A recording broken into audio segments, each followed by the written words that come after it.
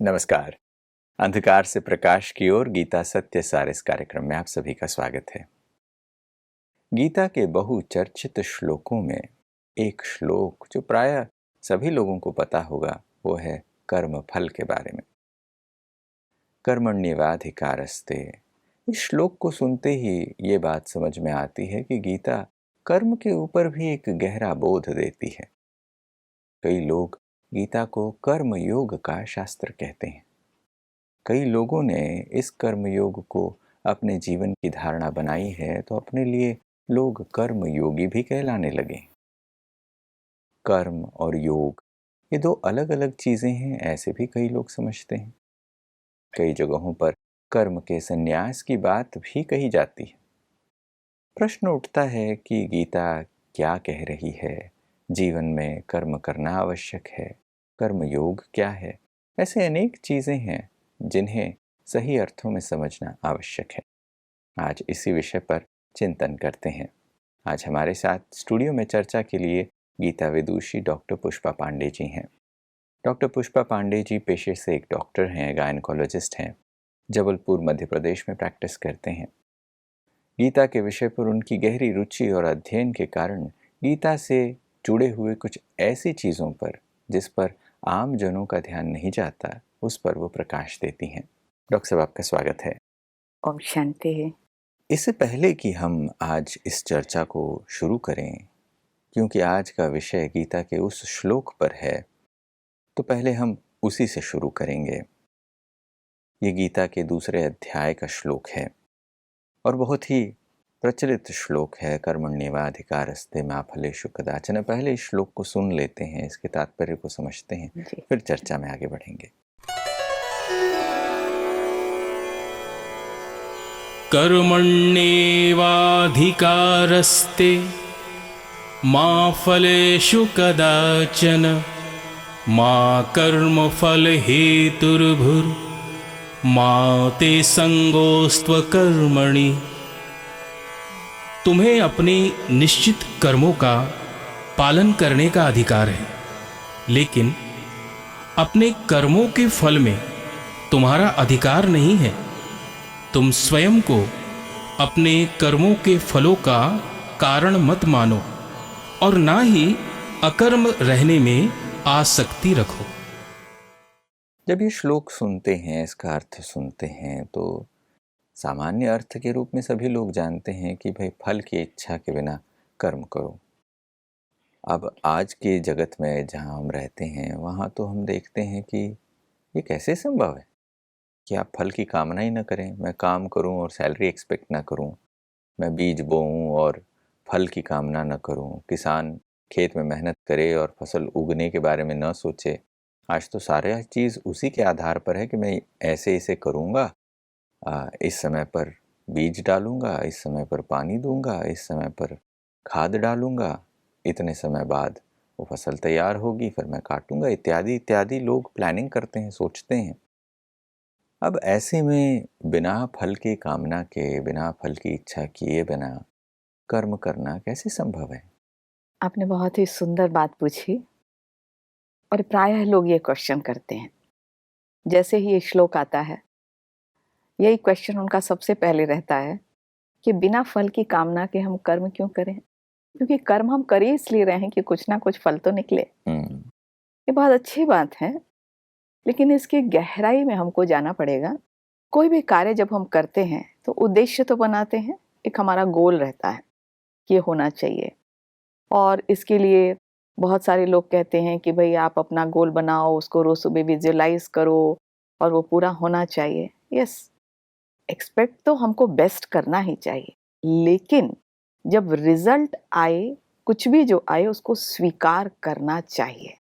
एक उदाहरण से हम समझ सकते हैं कि हमें प्रेजेंट में फोकस करना बहुत ज़्यादा जरूरी है। कभी कभी लोग गलत समझ जाते हैं, सिर्फ गोल को देखेंगे लेकिन प्रेजेंट को फोकस नहीं करेंगे। तो ये तो ऊर्जा का सिद्धांत है कि अगर आपका प्रेजेंट पावरफुल नहीं है, शक्तिशाली नहीं है, तो उसका रिजल्ट भी शक्तिशाली नहीं होगा। तो ऐसा क्यों कहा गया इस श्लोक में, हम समझ सकते हैं। जैसे स्टूडेंट्स होते हैं, और आपका भी अनुभव होगा कि जैसे ही कभी मान लो हमने कोई कंपटीशन दिया हो, कुछ दिया हो और उसमें सिर्फ यही हो, कहीं फेल हो गया तो क्या होगा? तो अभी फिर हमारा मन नहीं लगता है। तो प्रेजेंट में अगर कोई भी स्टूडेंट फोकस करता है, चलो वो हमको सेलेक्ट होना है तभी तो एग्जाम दे रहा है, बिल्कुल। नहीं तो क्यों देगा वो? लेकिन 100% अपना फोकस प्रेजेंट में करने से स्ट्रेस और एंजाइटी नहीं होता है। अधिकतर जब हम एग्जाम भी देने जाते हैं तो लोग क्यों भूल जाते हैं? इसीलिए तो भूल जाते हैं, नहीं बना तो क्या हुआ, रिजल्ट कुछ गड़बड़ आया तो वो सारा का सारा पेपर भूल जाता है। उसका कारण यही है, आप रिलैक्स रहो, प्रेजेंट में फोकस करो, रिजल्ट जरूर अच्छी आएगी। तो ऐसा कभी कभी होता है कि दो स्टूडेंट एक समान पढ़ाई पढ़ते हैं, एक ही साथ, बहुत सारे आपने सुने होंगे, और जो दूसरा था वो भी होशियार था, लेकिन क्या हुआ, एक का सिलेक्शन हुआ, दूसरे का नहीं हुआ और दूसरा डिप्रेशन में चला गया। तो ये बात भी समझने की है कि रिजल्ट जो होता है हमेशा जरूरी नहीं है कि आप मेहनत करो तो उस समय एक ही बार में आपको रिजल्ट मिले, हो सकता है कुछ और अच्छा होना। क्योंकि कर्म एक ऊर्जा है और वो पास्ट से वो ऊर्जा चलती आती है। तो कभी कभी ऐसा होता है कि आप दोनों ने एक साथ पढ़ाई की हो, लेकिन उसका पास्ट का जो उस समय हो सकता है पॉजिटिव खाता ज्यादा हो और उस समय उसका सिलेक्शन हो गया हो, और आपका कुछ ऐसा हुआ हो कि कुछ निगेटिव एनर्जी जो उसको ब्लॉक कर रही हो, लेकिन उसको अगर पॉजिटिव लेते हैं, ये सोचते हैं हो सकता है इससे कुछ और ज्यादा अच्छा हो, तो जो पास्ट का कर्म है वो जो है बैलेंस हो जाता है और रिजल्ट और अच्छी होती है। इसीलिए कहा गया हमेशा प्रेजेंट की एनर्जी में फोकस करो, जिससे पॉजिटिव एनर्जी वो फ्यूचर में जाएगी। और एक बार नहीं, हो सकता है एक बार में आपको रिजल्ट ना मिले, लेकिन कभी ना कभी आपको पॉजिटिव रिजल्ट मिलेगी ही, इसलिए कहा जाता है। ये बात समझ में आता है कि हम पॉजिटिव बने रहें, बहुत ज़्यादा ये नहीं सोचें कि इसका आउटकम क्या होगा। अगर हम उस आउटकम पर फोकस्ड रहेंगे तो शायद हम अपने आप को जितना एनर्जी देना चाहिए, जितना फुल अटेंशन के साथ वो काम करना चाहिए, वो हम न करके, हम काम पर फोकस न करके सीधे आउटकम पर ही फोकस्ड रह जाएंगे और उसकी वजह से काम में कमी पेशियाँ आ सकती हैं। जो कर्म हम कर रहे हैं वो 100% डेडिकेशन के साथ हम नहीं कर सकते। इस श्लोक में जो गीता के आधार पर अगर हम समझें कि अनासक्त भाव की बात कही जा रही है, अब ये अनासक्त भाव का अर्थ क्या है? तो दो वर्ड होते हैं, आसक्ति और अनासक्ति। मतलब कोई भी कर्म आप अनासक्त भाव से करो, इसका मतलब कि भाई रिजल्ट से अटैच ना रहो। आपने अपनी पूरी 100% दी, जब 100% दी तो रिजल्ट जो भी आए उसको स्वीकार करो। इससे जीवन में उन्नति होती है, क्योंकि ये तो सिद्धांत है ही, जैसा हम करेंगे वैसा हम मिलेगा हमें। तो अगर हम अनासक्त भाव से करते हैं, निस्वार्थ भाव से करते हैं, तो यूनिवर्स की सारी पॉजिटिव एनर्जी हमारे साथ हो जाती है और वो हमको रिजल्ट मिलता है। और अगर हम बहुत ज्यादा अटैच हो जाते हैं उससे, तो हमको वो रिजल्ट में भी अटैच होंगे, भले हमको मिलेगा भी, लेकिन जो खुशी होनी चाहिए वो नहीं होती। इसीलिए कहा जाता कोई भी काम करो खुशी से करो, उमंग उत्साह से करो, जिससे रिजल्ट भी उमंग उत्साह से होगा।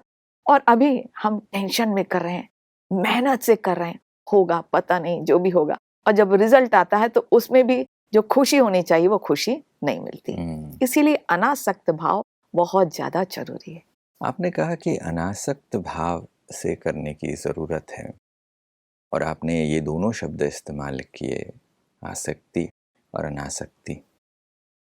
बहुत सारे हमारे दर्शकों के लिए ये बात समझना आवश्यक होगी कि आप आसक्ति कह रहे हैं तो वो क्या है, अनासक्ति कह रहे हैं तो वो क्या है।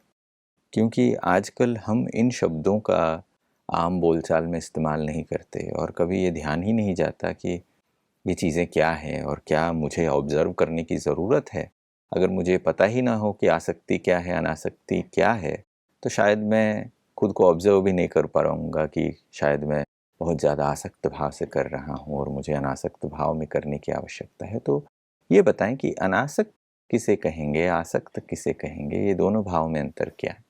हाँ, दोनों में अंतर और कैसे कर सकते हैं, है ना, कि बिना आसक्ति के हम कर्म कैसे करें। तो एक छोटे से एग्जाम्पल से हम समझ सकते हैं कि एक बार एक शिष्य को यही बार बार चिंता थी कि गुरुजी कहते हैं कि फल की चिंता मत करो, कर्म करते रहो और अनासक्त भाव से करो। तो उसने कहा, गुरुजी आप बार बार कहते हैं लेकिन मुझे समझ नहीं आता है, आप मुझे गहराई से थोड़ा और समझाइए, क्योंकि मेरे मन में अभी भी प्रश्न उठ रहा है, बार बार ये हो रहा है। तो बोला चलो ठीक है, तुम एक्सपेरिमेंट करके देखो, मैं तुमको बताता हूँ। तो बोले क्या करें गुरुजी? बोले कल जब तुम आओगे ना तो कुछ चीजें लेकर आना। तो बोले क्या लेके आना है? तो बोला एक चक्कू लेकर आना। ठीक है। और फिर दूसरा एक कटहल जो होता है, कटहल लेकर आना, और तीसरा तेल लेकर आना। तो बोला ठीक है गुरुजी। फिर उसने कटहल भी खरीदा, तेल लिया और वो आया गुरुजी के पास। गुरुजी ने कहा चलो एक काम करो, पहले इस कटहल को काटो। तो वो काटने लगा। जब उसने काटा तो जो एक तो मुश्किल थोड़ी सी हो रही थी काटने में, वो हाथ चिपचिपा हो रहा था और ठीक से कट नहीं पा रहा था। तो उसने जैसे तैसे मेहनत करके काटा। अब उसके बाद फिर कहा कि अच्छा अब दूसरी तरह से काटो। तो उसने क्या किया कि जो तेल लाया, तो कहा जो तेल है ना उसको पहले हाथों में लगा लो। आप यूजुअली देखते होंगे ऐसे ही करते हैं ना काटने के लिए। तो उसको तेल लगाओ और फिर उसके बाद फिर काटो, तो आसानी से कट गया। बोले गुरुजी इसका क्या मतलब है? तुम अभी समझे नहीं। देखो, जब तुम डायरेक्ट काट रहे थे और बीच में उसमें तेल नहीं था तो मुश्किल लगी, और जब तुमने तेल लगाया मतलब अनासक्त भाव का अर्थ है कि उसमें जो तुमने कार्य किया या जो तुम कर रहे हो उसका मीनिंग ये है कि तेल अर्थात वो परमात्मा। जब तुम किसी भी कार्य में परमात्मा को, गॉड को ले आते हो या विश्व कल्याण की भावना रखते हो तो वो आसानी से वो काम हो जाता है। काम वही करोगे लेकिन उसमें भावना अलग है, उद्देश्य अलग है, क्योंकि आप जन कल्याण के लिए कर रहे हो, विश्व कल्याण के लिए कर रहे हो और वो ईश्वर के अर्थ कर रहे हो। तो वही कार्य तुम्हारा अनासक्त हो जाता है। और जब इसमें नहीं है, सिर्फ खुद के लिए कर रहे हो, बीच में वो तेल नहीं है, वो भावना नहीं है, तो उसमें अटैच होते हो तो मेहनत भी पड़ती है और तुम्हारे अंदर एंग्जाइटी भी होती है। भले रिजल्ट अच्छा है लेकिन उसका जीवन का तुम आनंद नहीं उठा सकते हो। यानी ये बात समझ में आती है कि अनासक्त भाव में आप कर तो रहे हो, हाँ, मगर उसमें आप बहुत ज़्यादा चिंता नहीं कर रहे हो, हाँ, बहुत ज़्यादा आपकी सोच विचार नहीं चल रहे हैं। आज की जीवन शैली को जब हम देखते हैं तो जिस प्रकार से आज दुनिया में हम सभी लोग काम कर रहे हैं या ज़्यादातर लोग काम कर रहे हैं और जिस तरीके से दुनिया चल रही है आज, उस चीज़ को देखकर ऐसा ही लगता है कि हम सब तो आसक्त भाव से ही कर रहे हैं और ये दुनिया आसक्ति की ओर ही हमें ले जा रही है। तो पहले तो हमें समझना पड़ेगा, वैसे तो आसक्त अनासक्त बहुत बड़ा टॉपिक है, लेकिन पहले और थोड़ा सा क्लियर समझें कि कैसे आजकल की दुनिया और आसक्ति की ओर जा रही है। तो आसक्ति किस किस से हो सकती है? मतलब अटैचमेंट, और उसका जो गहरा जो अर्थ है वो आसक्ति, मतलब और ज्यादा। अटैचमेंट सुपरफिशियल हो गया। और तो सबसे पहले आसक्ति किससे होती है? अपने शरीर से होती है। अपने शरीर की जो इमेज है उससे ही अटैच होते हैं। आजकल आप देखो कि इस शरीर की ब्यूटी के लिए लोग क्या क्या नहीं करते, कितने ऑपरेशन नहीं करते हैं, उसके कारण वो टेंशन में भी रहते हैं। इसी प्रकार एक हमारे इसमें आता है एनोरेक्सिया नर्वोसा, एक होता है। एनोरेक्सिया नर्वोसा में क्या होता है कि एक एग्जांपल देते हैं कि जैसे दो बहनें थीं, है ना। तो दो बहनें थीं, ये हमारे इसमें गायनिक बुक्स में भी एग्जांपल कोट किया हुआ है कि दो बहनें थीं। तो एक जो बहन है वो दूसरी बहुत अच्छी थी, बहुत मतलब ब्यूटीफुल थी जो भी थी, तो उसको वो जब देखती थी तो उसको उसके अंदर ईर्ष्या उत्पन्न होती थी। तो मतलब बॉडी से वो इतना ज़्यादा अटैच कि उसको इंफीरियरिटी कॉम्प्लेक्स की फीलिंग आती थी और उसके कारण उसका भोजन ही बंद हो गया था, वो खाना ही बंद हो गया था, एकदम से सूख गई थी।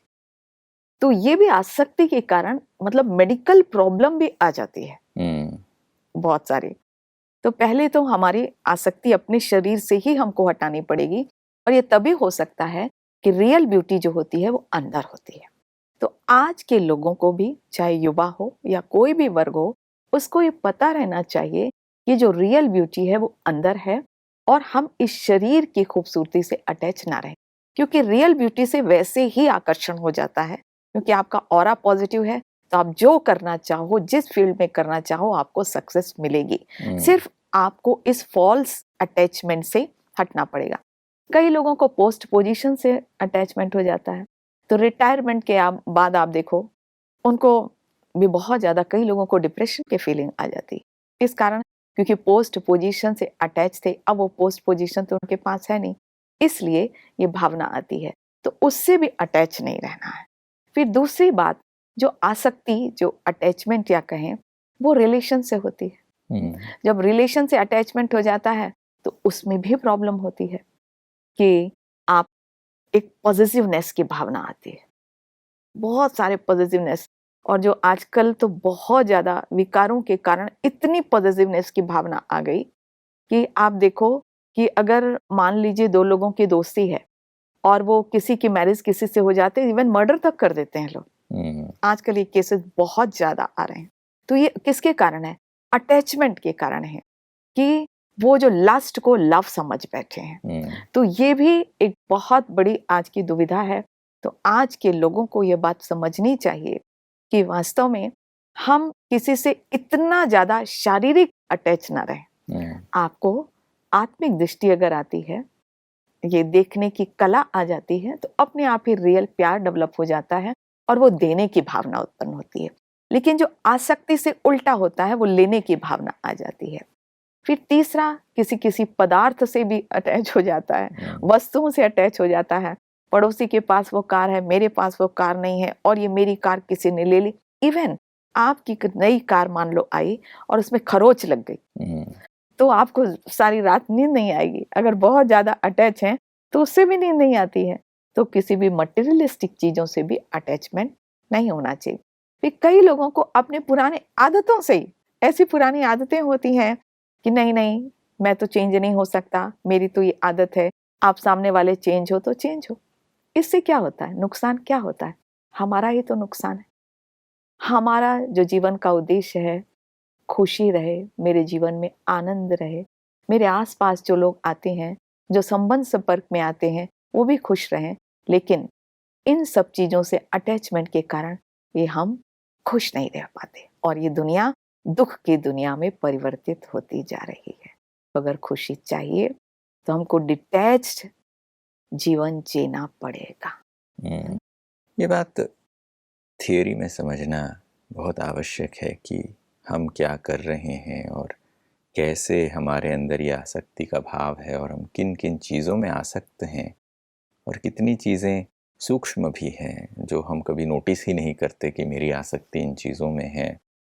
और कई लोगों को, जैसे आपने आदतों की बात कही, उनमें आसक्ति है, कई लोगों को अपने रिश्तों में है, कई लोग अपने शारीरिक आसक्तियों में है, पद पोजीशन से आसक्ति है। आजकल युवा पीढ़ी एक और बहुत ज़्यादा दुनियावी जो मटेरियल चीज़ें हैं, जॉब है, पोजीशन है, फेम है, रिकग्निशन है, वैलिडेशन है, फिज़िकल जो खूबसूरती है, बाहर का जो दिखावा है, इन चीज़ों में लिप्त भी नज़र आ रही है और धीरे धीरे वही चीज़ें उन्हें मैंने लाइफ में कुछ अचीव किया है उसके मापदंड के रूप में वो नज़र आ रहे हैं। और दूसरी तरफ युवा वर्ग जो इन चीज़ों से ऊब चुका है, जब वो बहुत कुछ हासिल करने के बाद भी वो सेटिस्फैक्शन नहीं मिल रहा है, तो वो खोज रहा है कि मैं कैसे वो सेटिस्फैक्शन, वो खुशी लाइफ में पाऊँ। ऐसे में युवा वर्ग कैसे इस अनासक्त भाव को धारण करे? क्योंकि उनके लिए तो मार्गदर्शन सहज नहीं है, क्योंकि बहुत सारे लोग आज धार्मिक किताबों, जो धर्म ग्रंथ हैं इत्यादि से वो कोई ख़ास उनका लगाव नहीं है। उनको लगता है अरे ये तो किताबी बातें हैं, ये तो रोचक कहानियाँ हैं, इसमें हमारा कोई लेना देना नहीं। ऐसा भी बहुत बार हो जाता है। तो ऐसे में उन्हें यह ज्ञान कैसे लाभप्रद हो सकता है, कैसे वो इन चीज़ों के बेनिफिट्स को अपने लाइफ में अप्लाई कर सकते हैं? युवा वर्ग के लिए तो बहुत ज़्यादा ज़रूरी है। और जैसे बतलाया कि आजकल युवा वर्ग में ही डिप्रेशन बहुत ज़्यादा हो रहा है, और डिप्रेशन का एक सबसे बड़ा कॉज यही है कि उनको लाइफ में क्लैरिटी नहीं है। क्योंकि अटैचमेंट मतलब जैसे उन्होंने सोच लिया कि मुझे ये बनना ही है। जैसे हमारे पास बहुत सारे ऐसे लोग आते हैं कि एक जो है एग्ज़ाम देता था, इंटरव्यू देता था बार-बार, लेकिन वो क्या हुआ, 1 बार, 2 बार, 3 बार फेल हो गया और वो डिप्रेशन में चला गया। तो बहुत युवा था, तो क्यों? क्योंकि बस उसने सोच लिया था कि बस मुझे तो बस ये बनना है, यही जाना है। लेकिन ये एक दूसरा रास्ता ये भी है कि हो सकता है आपके लिए कोई बहुत अच्छा और भी इससे अच्छा रास्ता हो, अच्छा कोई, क्योंकि इस संसार में जो भी कुछ होता है वो गलत नहीं होता है, वो बिल्कुल सही होता है। तो अगर मान लीजिए आप किस कुछ चाहते थे कि मुझे ये बनना है, आपको नहीं बना है, मतलब आप उसे अटैच मत होइए, उसका अल्टरनेटिव सोचिए और आप 100% अब अपना फोकस ये सोचिए कि ठीक है, इससे और ज़्यादा अच्छा क्या हो सकता है। मतलब उमंग उत्साह में रहना, उस चीज को चैलेंज से स्वीकार करना, ये जीवन जीने की कला है। और दूसरी बात कि इस रास्ते में या हम जहाँ जा रहे हैं, अगर हम परमात्मा को साथ रखते हैं, परमात्मा को साथी बनाते हैं, तो अवश्य ही हमें एक क्लैरिटी आती है लाइफ में, जिसको कहते हैं कि इंट्यूटिव आइडियाज आते हैं कि नहीं, इससे अच्छा कुछ और रास्ता है। तो अटैचमेंट हमारा बस ये जो है नहीं होना चाहिए। हम जो कुछ करें उसमें हम खुशी से करें, पॉजिटिव एनर्जी से करें। अगर हमारा मान लीजिए वो हम जिस जो गोल रख रहे हैं वो नहीं आ रहा है, तो हम समझें कि पास्ट की बातों से ये शायद एनर्जी आ रही है और ये रास्ता मेरे लिए ठीक नहीं है, मेरे लिए कुछ और भगवान ने रास्ता ढूंढ के रखा है। तो यही कहें कि संदेश युवाओं के लिए है कि कर्म करें, खुशी से करें, 100% पॉजिटिव एनर्जी से करें और जो रिजल्ट मिले उसको स्वीकार करें, और दूसरी बात और उससे ज़्यादा एनर्जी से करें, कभी भी लो फील ना करें। ये कितनी अच्छी बात है कि गीता इस चीज़ का बोध कराती है और हमें जीवन में ये उतारने से अपने लाइफ को हम हैप्पी रख सकते हैं, अपने आप को हम खुश रख सकते हैं, दूसरों को खुशी बांट सकते हैं, हमारे जीवन में निराशा और उदासी से हम दूर रह सकते हैं सिर्फ ज्ञान के इन बातों को धारण करके। और इसे प्रैक्टिस में उतारने से ये चीज़ एक शिफ्ट इन माइंडसेट ले आती है, हमारे जीवन के प्रति आउटलुक बदल जाते हैं। आज इस श्लोक के ऊपर बहुत ही सुंदर सी चर्चा हुई है। समय को देखते हैं और रुकते हैं। आज आप समय निकाल कर आए और इस श्लोक के बारे में, गीता में जो कर्म की बात कही गई है उस पर ये जो समझानी हमारे दर्शकों के साथ शेयर किया, इसके लिए बहुत बहुत धन्यवाद। नमस्कार। नमस्कार दोस्तों, आज की बातचीत में हमने कर्मण्येवाधिकारस्ते मा फलेषु कदाचन इस बहुचर्चित श्लोक के ऊपर चर्चा की।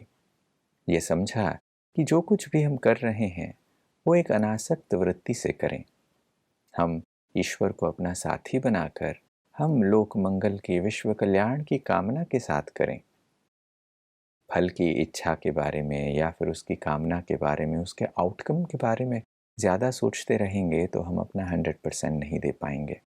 जीवन में खुशी प्राप्त करने के लिए ये करना आवश्यक है कि हम पॉजिटिविटी के साथ एक डिटैच्ड स्वरूप में इन चीज़ों को करें, और इससे हमें भी फ़ायदा है और हम जीवन के हर पहलू में सफलता की ओर आगे बढ़ेंगे, हमेशा पॉजिटिव बने रहेंगे, जीवन में खुशी रहेगी। आज की चर्चा में बस इतना ही।